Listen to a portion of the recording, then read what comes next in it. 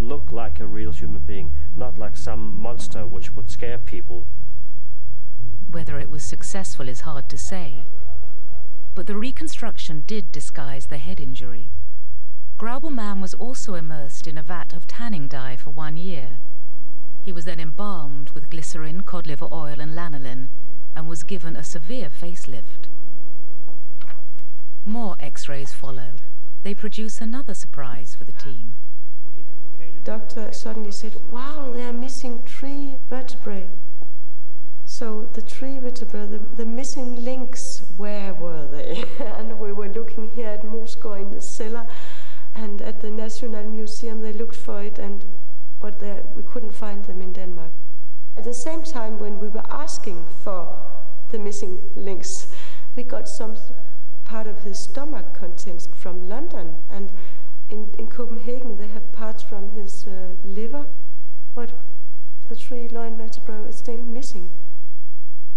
Eventually the trail led to Canada and to a professor of anthropology.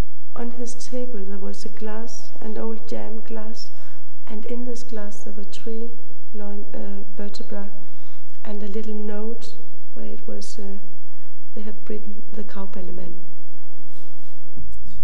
Why would Graubelman's vertebra turn up on the other side of the world?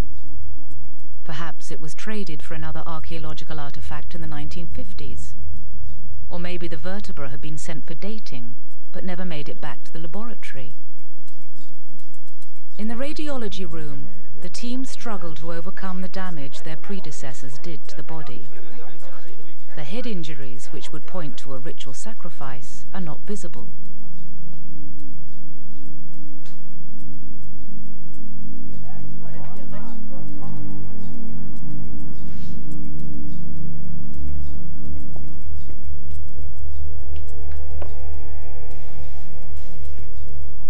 So once again, Graubelman is put back in his box, ready for an appointment with the archaeologist's new investigative machine, the CAT scanner.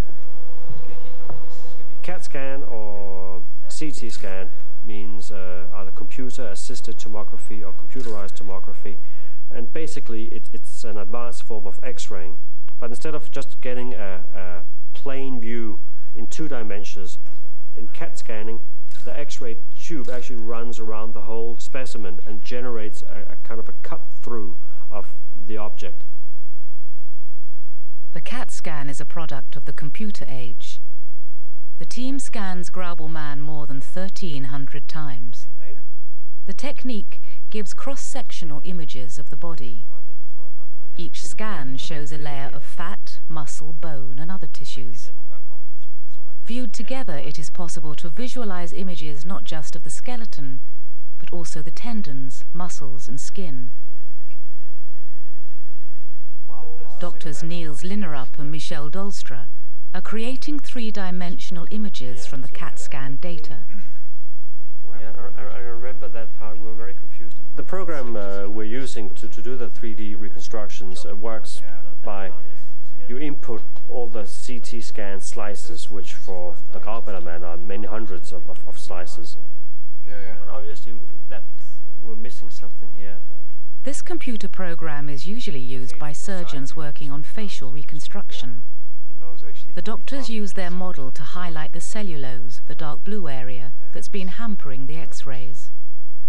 There, from a side view, we can really see how they try to give him a proper nose. Yeah. Okay. Yeah. They are now able to see the skull clearly. So that's why.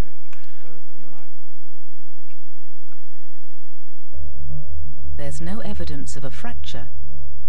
The right side is squashed, but Linnerup believes this probably occurred after death when the bones softened in the acidic water. There is still a huge amount of work to be done before the team can get close to the truth.